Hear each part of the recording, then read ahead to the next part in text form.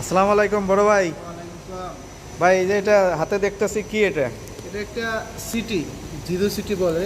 Zero city, হ্যাঁ? হ্যাঁ, এটা এসটিতে ব্যবহার হয় আর কি। আচ্ছা, এইচটিতে এটা কানেকশনটা কিভাবে দিবেন? এটার কানেকশনটা এই যে P1, আচ্ছা, P1, P2, P2, আমাদের থ্রি ফেজ যে কেবলটা থাকে না, হ্যাঁ হ্যাঁ কেবলটা এই কানেক্টর সাইডটা উপরে থাকবে, সিটিটা সাধারণত এইভাবে থাকবে আর কি। যখন এটা আউট হবে, আচ্ছা, এটার কানেকশনটা কিভাবে দিবেন? এটার কানেকশনটা হলো যেটা প্রাইমারি কানেকশন, হ্যাঁ হ্যাঁ সেটা হলো এদিক দিয়ে আউট হবে আর কি। এই যে আচ্ছা, P1, মানে হ্যাঁ, ভিএফডি out, থেকে আউটপুট যদি হ্যাঁ, মোটরে BCB যায়, থেকে, হ্যাঁ, বিসিবি থেকে, হ্যাঁ, এদিক দিয়ে আউট হবে, আচ্ছা। এদিক দিয়ে ইন হবে, এদিক দিয়ে আউট হবে, এই যে Out হবে, P2, হ্যাঁ। ঠিক আছে। P2 P2 আর সেকেন্ডারি কানেকশন হচ্ছে সেকেন্ডারি, এটা জাস্ট সিটির মতো কানেকশন হবে, কানেকশন। কিন্তু এটা হচ্ছে জিরো সিটি হওয়ার কারণ কি?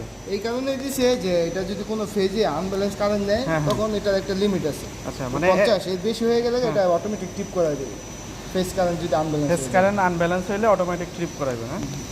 হ্যাঁ হ্যাঁ, এটাও করে দুইটাই। গ্রাউন্ড ফল প্রোটেকশন আর কি।